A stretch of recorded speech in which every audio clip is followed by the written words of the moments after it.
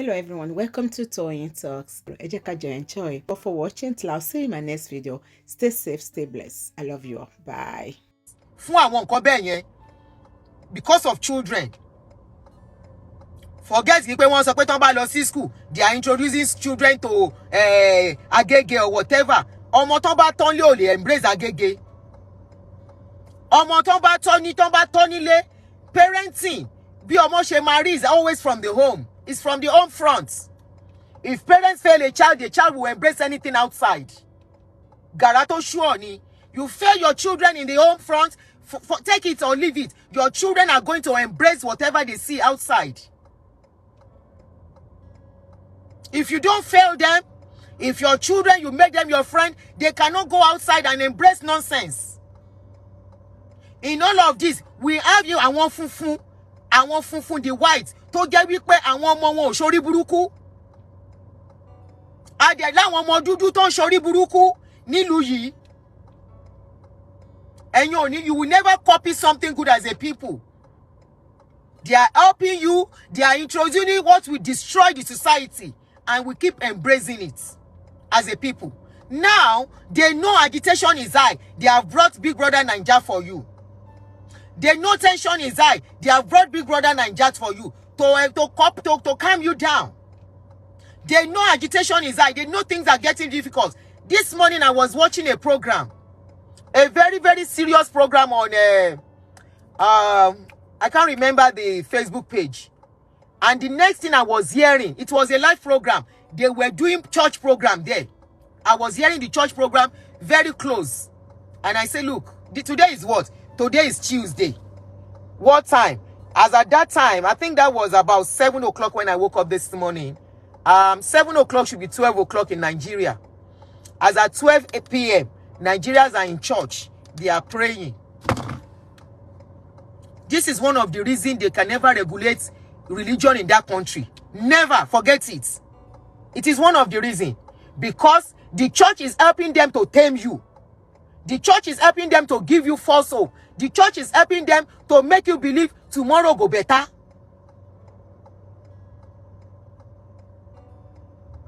Yeah. And the little you have, the little you are supposed to use, many of you that are saying, please help me today, you used to have money before. You used to have money. You have sown your money, your sweat, you have sown into church projects. And today you find yourself where you are. You have sown into church projects. It's so sad that when you say people with empathy, zero empathy, you will find them in that country. If you want to say people with I don't care attitude, I don't care for others, I only care for my family, is in that country you will find them. A billionaire gave $1 billion in this country into a school, donated $1 billion.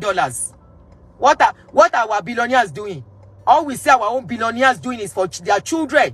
Their children flaunting their riches. Their children traveling up and down.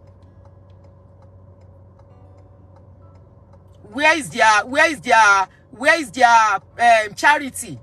Where is their contribution to schools? Here, individuals contribute to school. Rich people contribute to schools here to help schools. There are some public schools, they call them, I can't remember the name now, charter school, charter public school. Those schools are just like private schools. They are funded by individual, not governments. By rich individual. What do we have? Our own rich individual would rather we are. Oh Lord. If I talk now, I will talk and reach some set of people. And people may not like this. With due respect to this last Oju Oba they did. And we say we are not finding the life is in that country. We have too many misplaced priorities. Too many in that country. Too many. I just look at our people and I say, this country, no because. Not because ẹni orí yọ delay lọ́rọ̀ Nigeria ìgbà bẹ́ẹ̀. Ẹni orí yọ. We keep saying the charter school is still public and government. In that country, we keep saying the more we wait for it to get better, the more it's getting worse. The more we wait, the more it's getting worse. I was having a discussion with a friend some days ago who has a investment back home. This investment, he put almost $200,000 when he thought Nigeria economy is very good. Today, that investment has seriously crashed. Seriously crashed. Seriously crashed. Investment that he put all his life savings abroad to go and put in that country. And we've been waiting. It's going to get better. It's going to get better. An investment of 10 million of 20 years ago, that 10 million, if you convert it to dollars then, will be around $100,000. Today, that 10 million, if you convert it, if you even times it, let's say it has yielded interest and is now 100 million. That 100 million is how much now? Is how much now? With all the money in that country, there is nothing stopping every Nigerian being placed on monthly welfare package. If Nigerian governments are not wicked, the senators and Lori Buruku senators and all the rest, buying houses and everything, I don't see what stops them. The money they are collecting, their allowance, let them use it to place every average Nigeria that needed help on a welfare package. If they are not wicked. They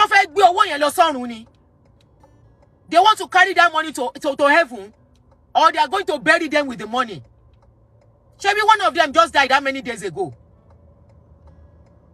One of them just died how many days ago?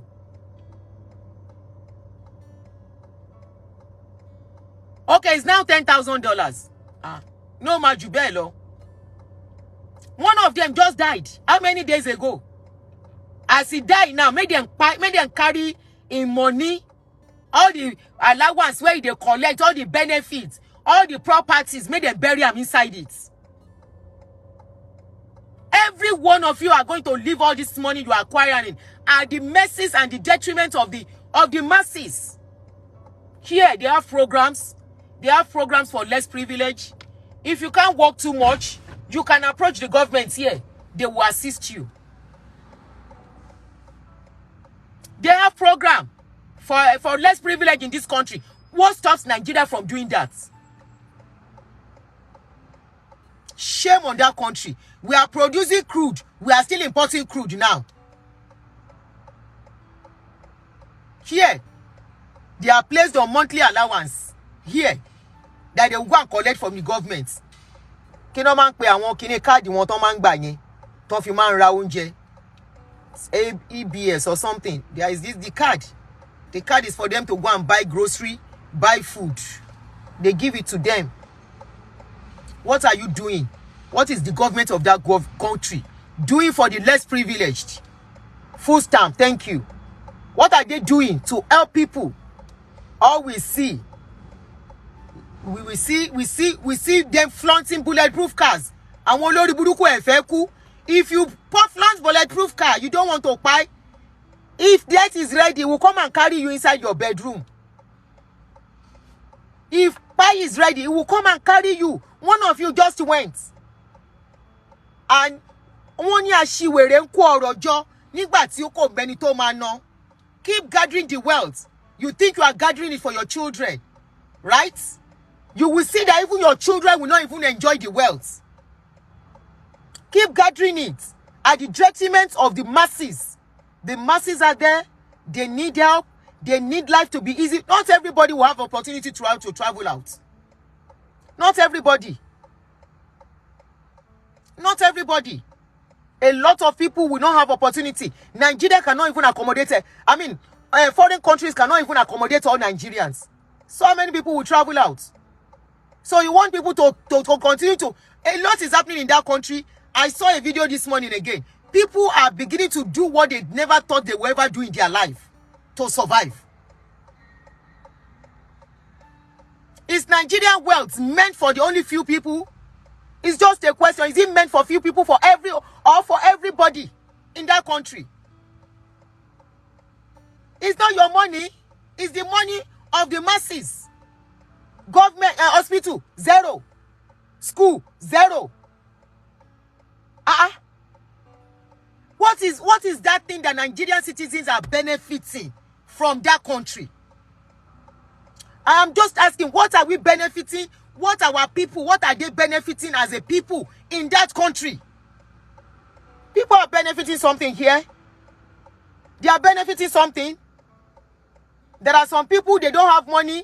They don't have good job. The government has done Medicaid for them. The Medicaid, they will pay $8 a month. And they will go to hospital, they will attend to them. What are the people of Nigeria benefiting? And you don't want them to talk. You don't want them to protest. You don't want them to speak their mind. For how long? For how long? Until, are you waiting until a child? Already it's even happening. A mother, parents are selling their children. Parents are telling them their children to go into prostitution to survive. And you think that country can ever be good with that kind of a thing? Nigerian government, you can do better. Nigerian senators, you can do better. You guys are living large at the expense of the masses. You guys are living large at the expense of the masses. You can do better. You go there, you are voted in to make the country better. All you go there to do is to share money. All you go to there to do is to start buying cars and buying houses at the detriment of the masses. What are you giving the people?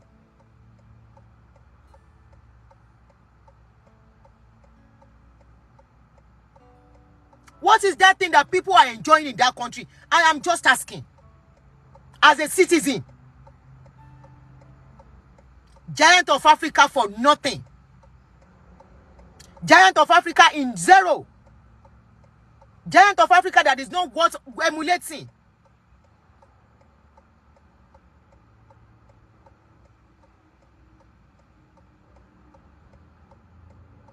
How can Benin Republic, people are relocating to Benin Republic and they are having good stories now? Benin Republic. I saw a comment of somebody saying he's in Benin Republic and that's the best decision he has ever made for his life. Benin Republic. Benin Republic. Kutonu.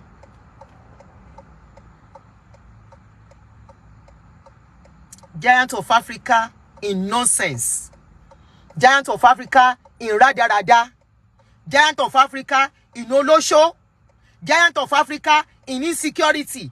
Giant of Africa in what everything that is bad. And people want to come out. You say they can't come out.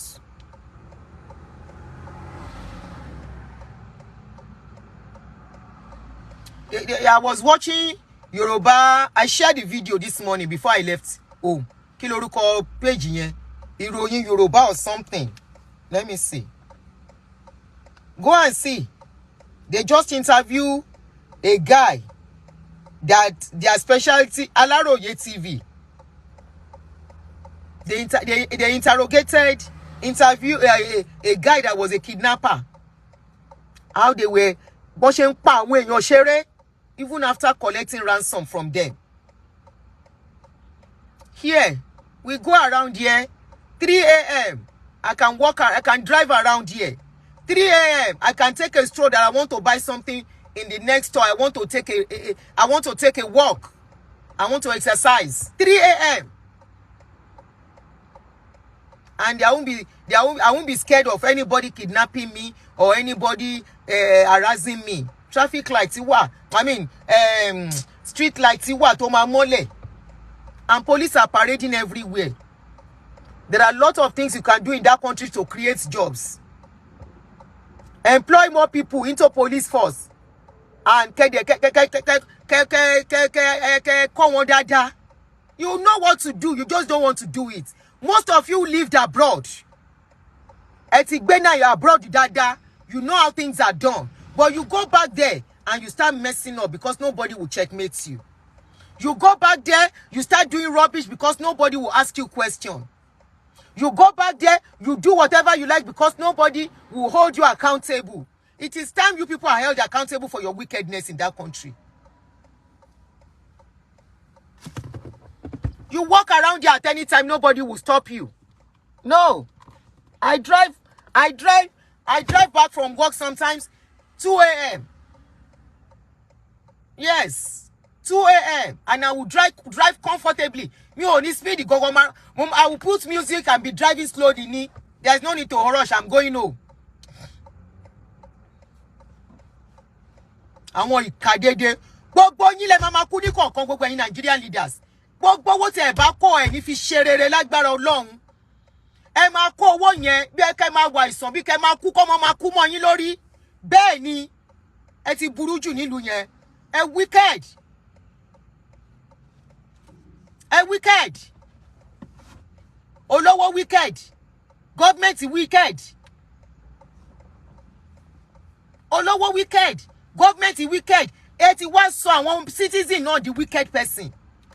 Yeah, the wickedness started from the top, and that is why people can kidnap people and buy them and throw them into the well. You made everybody, you made people what they are today in that country. Ìlú tí ò bá ti tọ́jú àwọn citizen ẹ̀, anything ló lè jáde ńbẹ̀. Anything ló lè jáde. Ìlú tí ò bá ti sófin ẹ̀ṣẹ̀ ò sí. There is no law. If there is law, gbogbo yín ò ní máa jalè now. If there is law in that country, all you leaders, you will not be using our money the way you are losing it. There is no law.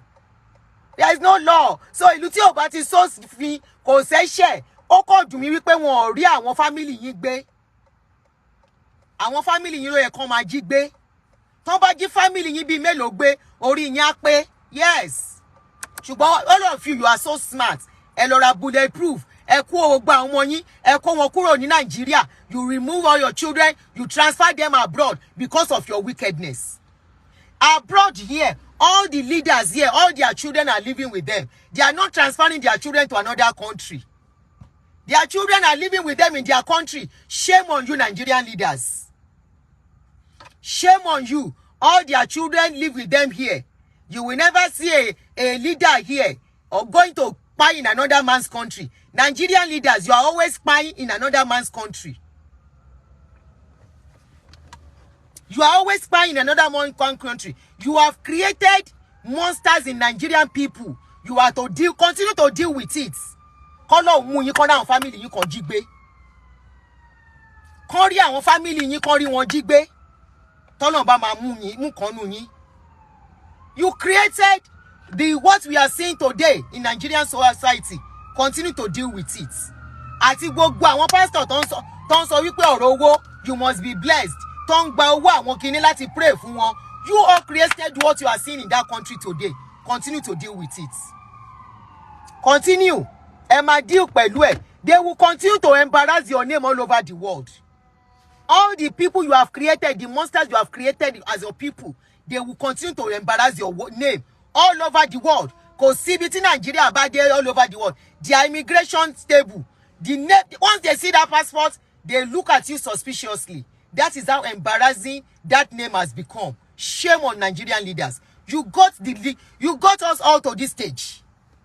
If you have done the right thing, tí gbogbo yín ò ti máa jí owó, tẹ́ jẹ́ kí ìlú wà conducive, tẹ́ ṣe nǹkan bí ṣe kàn ṣe, tẹ́ jẹ́ káwọn olórí burúkú pastors kan máa preach wípé lẹ́yìn tó bá ti lówó Ọlọ́run ò bless yẹ, tó fi di wípé àwọn èèyàn will do anything for money, we won't be here today. So deal with everything you have created in that country. Ẹ deal pẹ̀lú ẹ̀. Ẹni orí yóò dilé, òun lọ̀rọ̀ Nigeria. If anybody is thinking it go better tomorrow, trust me, not in my own generation and your generation. Kì í ṣe pé. It's not because.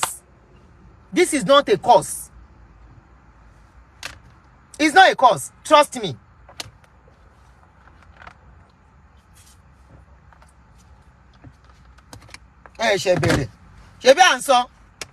Up till now, your pastors are still preaching prosperity.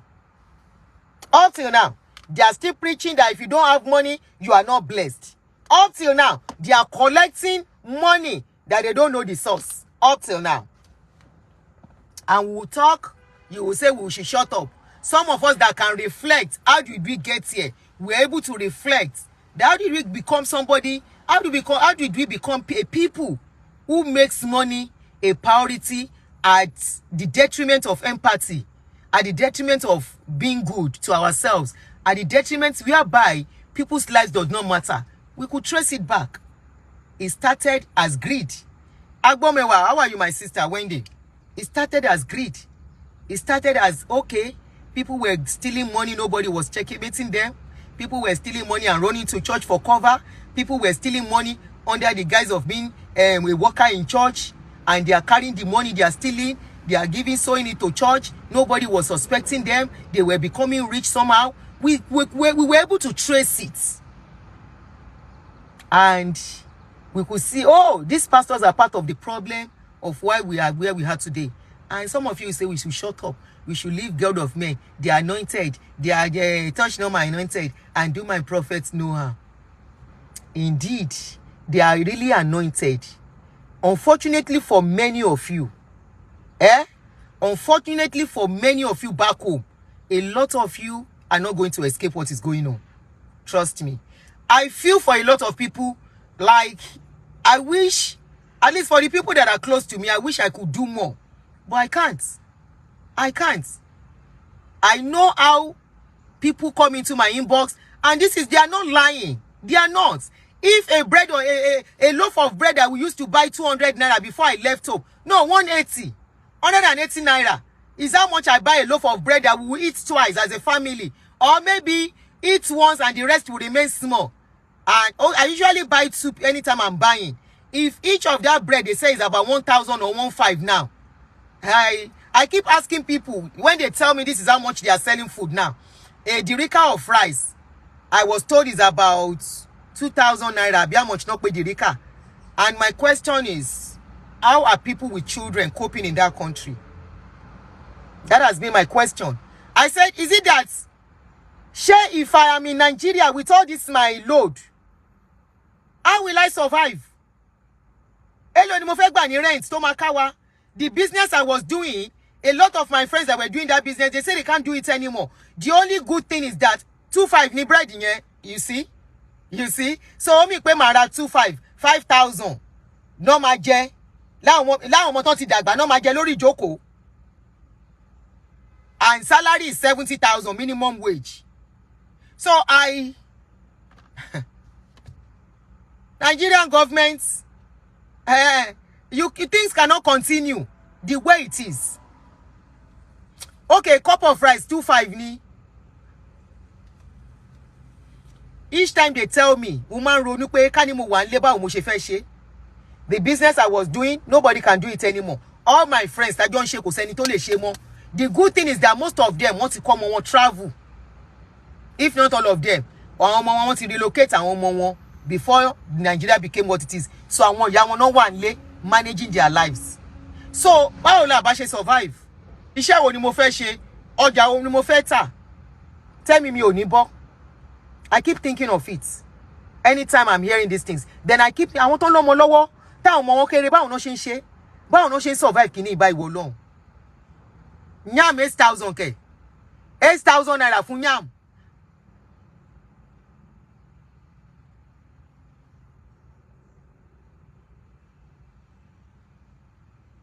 Wow. Yam.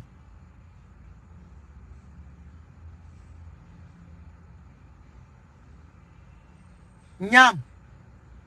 8,000 yam. Yam. Yam tamara ni 350. 400.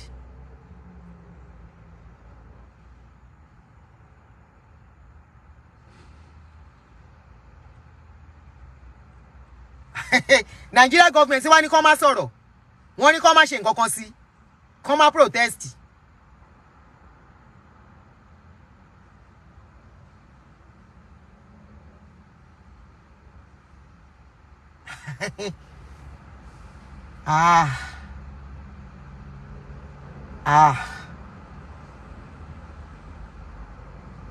Ele gbomi lójú yàn. Ó sad. Ó gbomi lójú yàn.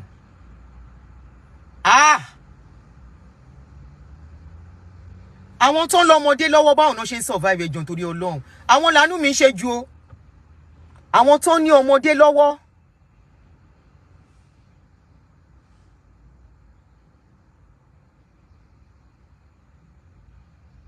Kábíyèsí o.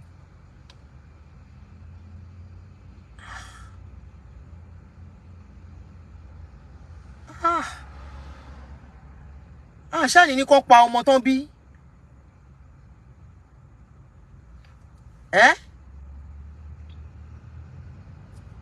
Crate of egg 4-7.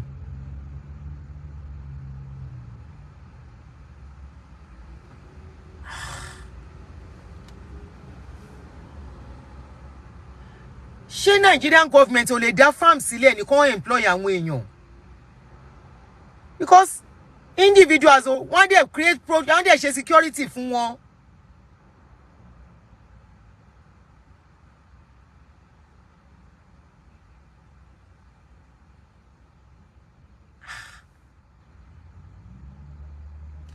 Ẹjọ́ àwọn tó wá náwó tá ń rí yẹn bó làwọn ti rówó. A ṣe ń rí party lójúmọ́ lórí social media.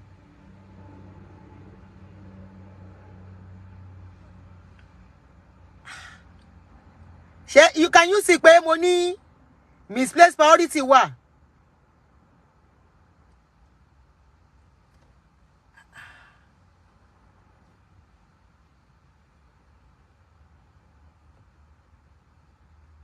Orí fẹ́ máa ẹ má yẹ kó rí fọ́ mi lọ láàárọ̀ yìí. Somebody said in the UK, even here, food is expensive too. Food has become expensive. Remember, they are buying it from Nigeria to bring, they are buying it from Africa to bring into, especially African food. African food is expensive. But you know, the difference is we have income regularly here. And the difference, you don't feel it that much. I am not saying things are not expensive. Even Tatashe is very expensive here too now. The last time I bought Tatashe, I bought a bag of Tatashe, about 15 pieces. I bought it for $22. Ordinarily, before this crisis, it would have been probably $12 or so. But honestly, I didn't feel it that I was buying something expensive. I didn't feel it. I know it's expensive. I know it's not supposed to be that expensive. But me ò feel it. Me ò feel it because ṣebí mo ń ṣiṣẹ́, owó ń wọlé regularly. Tí n bá rí pé owó mi ò fẹ́ tó, I will add extra hours fún iṣẹ́ mi. That is just it. So it's different here. But back home, majority wọn ò ríṣẹ́ ṣe.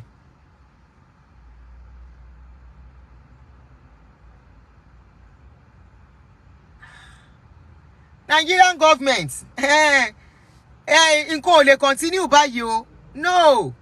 Ẹ má sọ pé kán lọ dá mechanized farming. Ẹ má ní káwọn èèyàn lọ dá farming lẹ̀. Many people do not have money to start farming. Many people, the security of their farm could not let them continue.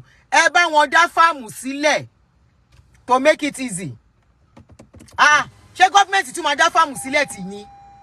You are creating jobs for them by doing that. There's nothing stopping the government from having a farm.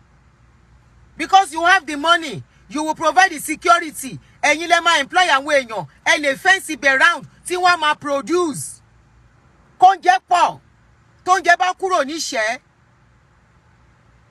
Ìṣẹ́ bùṣe. Tí oúnjẹ bá ti kúrò nínú ìṣẹ́. Ìṣẹ́ ti bùṣe. Yam 11,000. Dirika rice 2,000.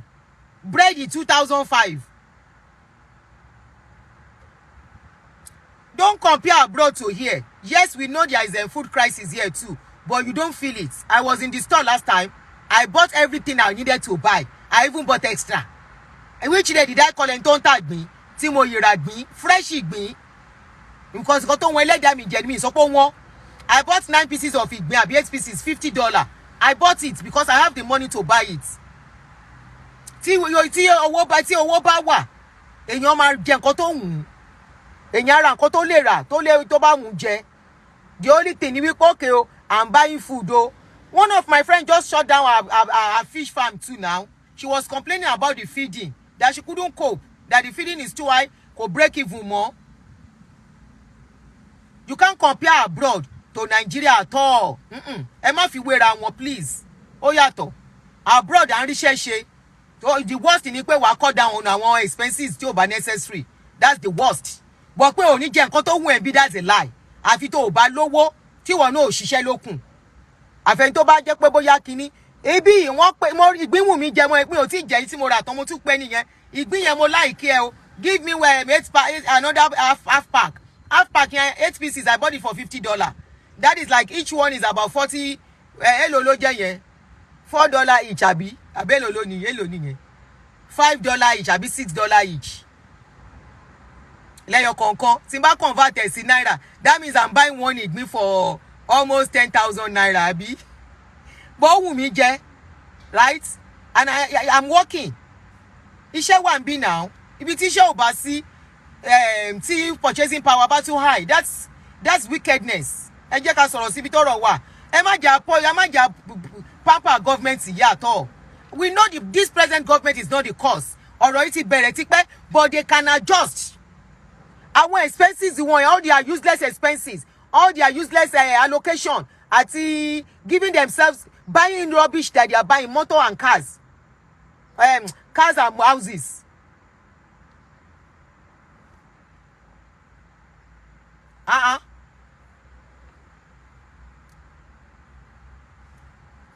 The $3 you are talking about bread, that is 2 pieces of bread ní Costco. Bread is cheap ní Costco. 2 pack is $3. Méjì tó máa ń join ìpọ̀ yẹn.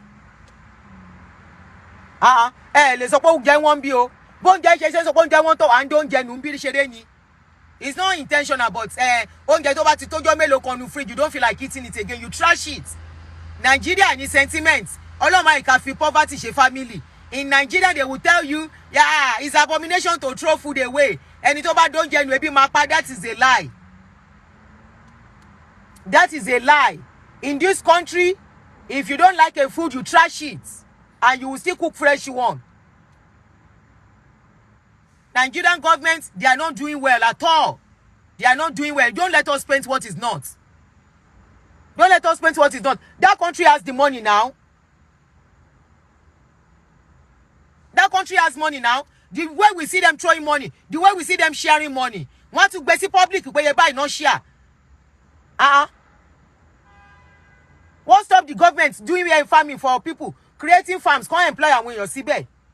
What stops them employing more police into the police force and equipping them?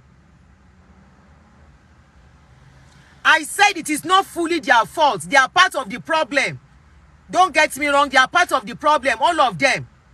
They are part of the problem. I said the problem has started long ago. We didn't take notes.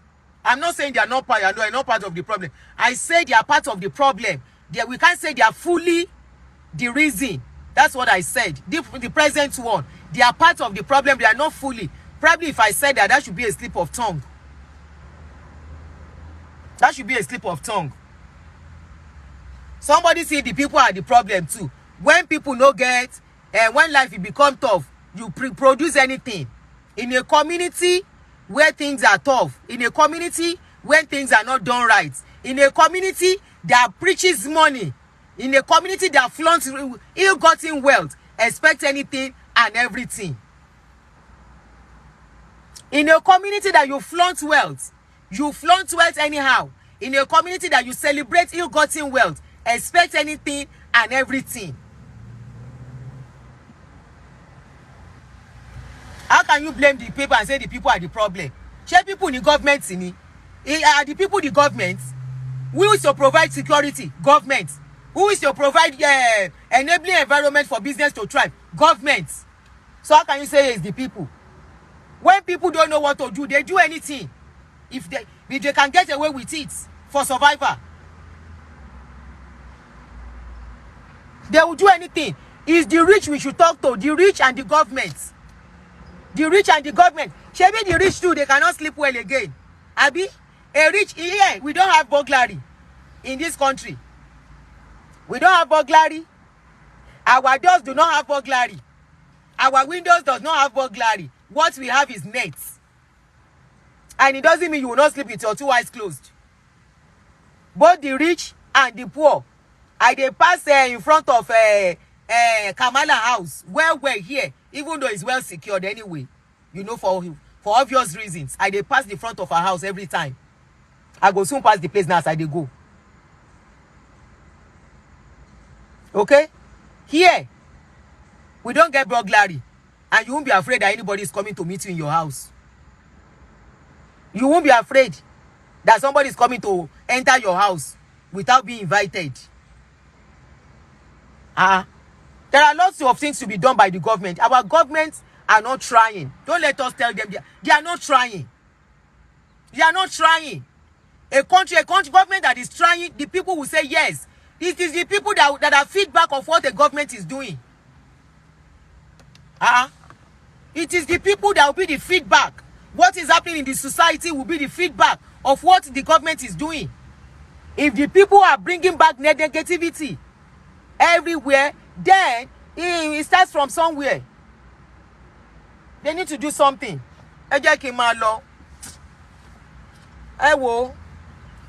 Honestly, I don't like this kind of a thing. Protest, come on, protest. They fẹ́ ṣe nǹkan tó fẹ́. Bá fẹ́ kó protest, ẹ tún lù ṣe. Fẹ́ kó pariwo, ẹ tún lù ṣe. Fẹ́ kó jà, ẹ tún lù ṣe. Fẹ́ kó bàlújẹ́, ẹ tún lù ṣe. Ó ń bọ̀, àwọn ọ̀la dẹ́dẹ́. Ó ń bọ̀. Onílé ò ní sùn, àlejò ò ní sùn. Olówó ò ní sùn, tálákà ò ní sùn. Òun ni situation tó wà on ground. What is on ground is that the rich self cannot sleep. And that is why you rich people, you have to look for money to buy bulletproof. You have to look for money to buy bulletproof car. In a country where you will see leaders driving their car by themselves. You will see them among people driving by themselves. In Nigeria, even with your driver and your security aides, abikile npe won, àwọn ADC yín, ton tẹ̀lé yín, you still have to use bulletproof car. Ṣé rí pé yín go ní sinmi, de lè ní sinmi. Until you speak the truth to yourselves, both rich and the governments. You always have the poor among you. But if you don't make them to be at peace, then you know lè ní sinmi. Lè ní sinmi. Tẹ́ bá fẹ́ ní sinmi, ṣèlú bó ṣe yẹ kẹ́ ṣe. Tẹ́ bá fẹ́ ní sinmi, jẹ́ káyé rọrùn fún mẹ̀kúnnù, kán rí oúnjẹ jẹ. Tí mẹ̀kúnnù ò bá rí oúnjẹ jẹ, lè ní sinmi. Tí mẹ̀kúnnù ò bá ráyé gbé, lè ní sinmi. Yé deceive ara yín. Ìlú tó bá fẹ́ ní sinmi máa ń tọ́jú mẹ̀kúnnù, á jẹ́ kó rí oúnjẹ jẹ. Ìlú tó bá fẹ́ rí sinmi, á mú mẹ̀kúnnù, á máa fún ní nǹkan díẹ̀díẹ̀. Mẹ̀kúnnù ò rí oúnjẹ jẹ, ẹ wá ní káyé tòrò. Ayé ò lè tòrò, ẹ má tanra yín. Mẹ̀kúnnù ò rí oúnjẹ jẹ, ẹni tẹ́bi ń pa. Shebi, there is this saying that a hungry man is an angry man. Abi is not a saying. An hungry man is an angry man.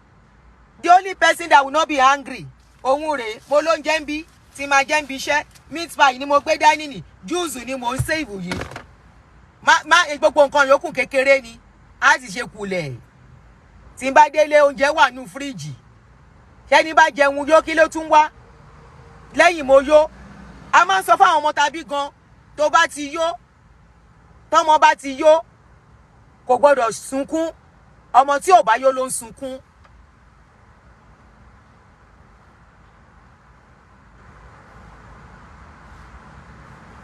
Ọmọ tí ò bá yó, ó di dandan kó sunkún. Mẹ̀kúnnù tẹ́bí bá ń pa, ó di dandan kó jà, ó di dandan kó pariwo, ó di dandan kó ṣe nǹkan tí ò yẹ kó ṣe. Ẹ má tanra yín. Ọ̀rọ̀ tó wà ńlẹ̀ yìí, ara òrokùn, ara òrẹ́dìyẹ, ẹdìyẹ ti bà lókùn. Ẹdìyẹ ti bà lókùn ni.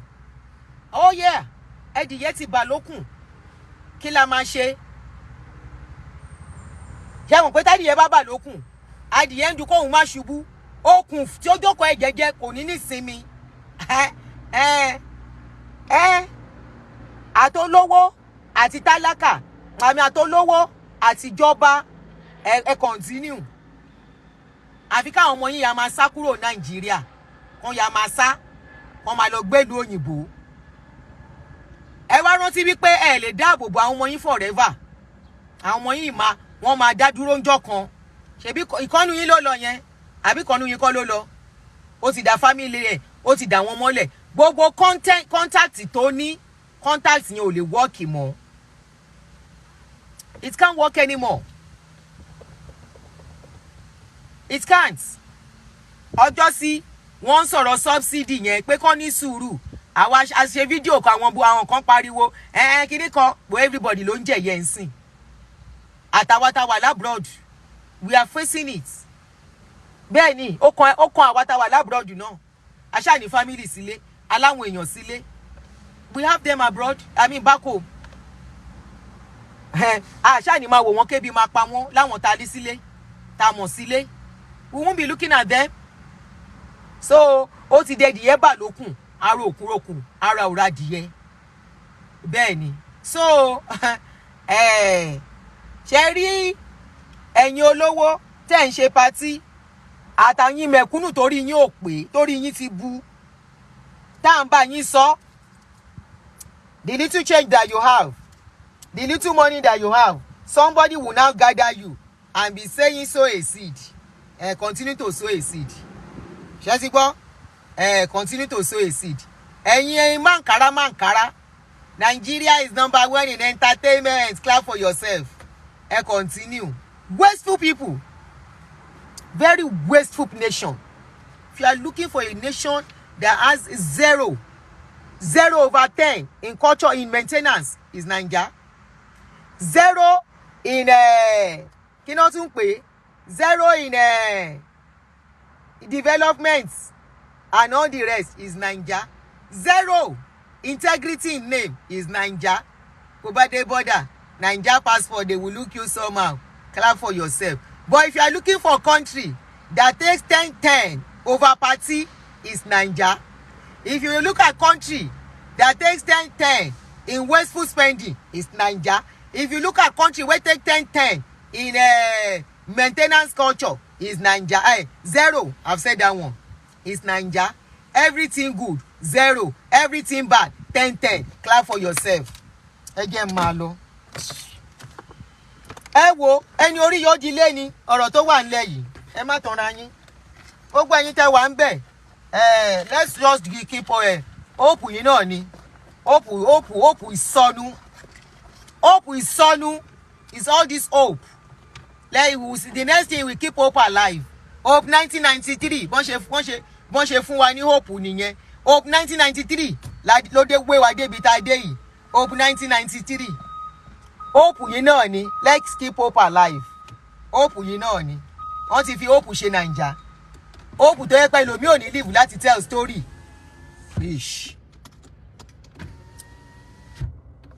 kò burú o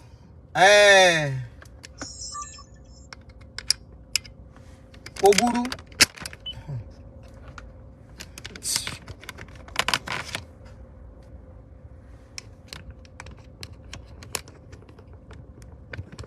Bàbá Tinubu ẹ gbóhùn àwọn èèyàn o ara ni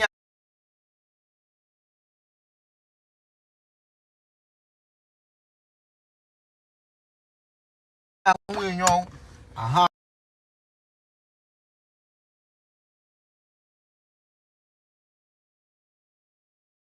listen to the voice of the people o ara ni wọ́n lè sọ pé ẹ̀yin bẹ́ẹ̀ ṣe wà yẹn màálù náà máa pa sínú ilé yín náà bag of rice máa sùn ni kẹwàá ní tí ẹ̀yin bá ń ro oúnjẹ jẹ a lot of people ro oúnjẹ jẹ o òun là ń sọ fún yín yẹn àwa ni voice of the people so òun lẹ ń gbọ́ látẹnu àwa tá à ń sọ̀rọ̀ ẹ wá wo orí péèjì fún àwọn bẹ́gibẹ́gi wọ́n pọ̀ rẹpẹtẹ so òun là ń convey message wọn ara ni àwọn èèyàn o ara ni wọ́n ẹ lọ bá wa ṣe farm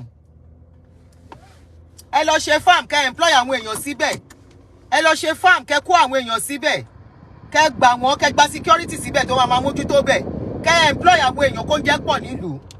Àwọn individual ò lè ṣe farming mọ́ torí security. So ẹ lọ ṣe farm, ẹ bá wa ṣe farm káwọn èèyàn lè kọ́ máa wá ṣiṣẹ́ ń bẹ̀, kẹ́ gba àwọn èèyàn síbẹ̀. Nigeria, we have a lot of land, television farming, government farming. Kẹ́ máa ṣe kíní ń bẹ̀ kó jẹ́ pọ̀. Rice tó jẹ́ staple food wa kó pọ̀. Flour, gbogbo nǹkan tẹ́ lè produce nìyẹn. Ẹ bá wa ṣe farming. Government every state kàn ṣe farming.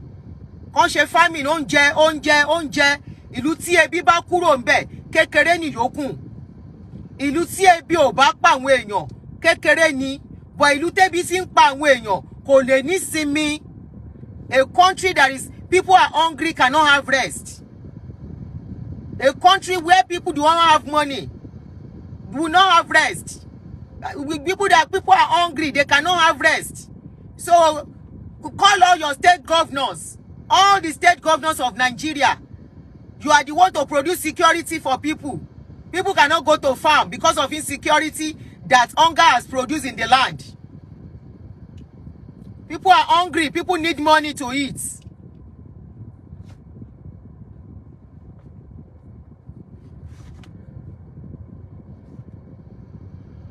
They are hungry. You want to rest? You want to rule the country with peace of mind. Create the farm. Create jobs. Food is our ultimate goal in that country. Every other thing is small. That is why you will see people go to party. Some people are going to party to go and pack food. They are not going to party because they want to go. Some are going so they can have some food to pack to their house. A farm. All the state governors should have government farms. That you employ people there. You have the land to do it. Produce rice, groundnut oil, gbogbo nǹkan bẹ́ẹ̀ yẹn. Ẹ flood the market pẹ̀lú oúnjẹ. It will go down. They can't continue to import and you think life will be good. You cannot. You say all the youths na Yahoo. Okay, if you say all the youths, are you saying including all the youths you know? Not all the youths. I know a lot of youths that are not Yahoo. Don't let's do that, please. Don't let us do that. Yahoo is not even selling again. Don't let us do that, please. Things are not easy for people in that country. It's not everybody that is Yahoo. Let's look at things objectively. We can't say because we are in a place that is comfortable and we think everybody is a bad person in Nigeria. No.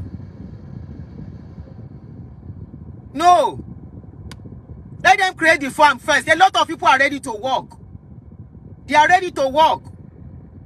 I don't see any reason why all the state governors should not have big farm in their states, owned by government, managed by government, but because all of them are thieves, they are not ready to invest anything in that country. It's just they say we are dedicating this project, we are commissioning this project that they will not finish, project that they will do halfway and abandon, project that they will abandon. It's not everybody that is Yahoo. Don't let us say that, please. I know a lot of youths that they are managing their lives. They are not Yahoo and they will never steal and they will never be a kidnapper. I know a lot. All right, I'll see you guys. Please don't forget to share. You were comfortable when you were in UK. No, I never said hunger, but I don't know where this is coming from. If you are comfortable then, today you might not be comfortable. I was very comfortable before. When I was in Nigeria. Today, I don't think I will be comfortable with what I am hearing. I have a lot of friends that we are doing business. Today, they are not comfortable.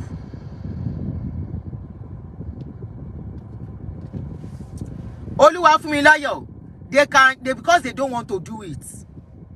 Because I want to money come back private, they will bring their family to come and be the private investor, and they will be the one to finish that business. That is what we are saying, that they are not ready to do the right thing. They are not ready to do the right thing, all those people. Not ready.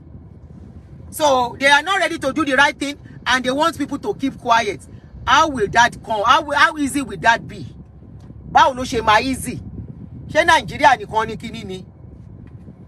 Anyway, ẹ jẹ́ ká máa wo bó ṣe ń lọ. Any wonderful day. See you guys. Bye.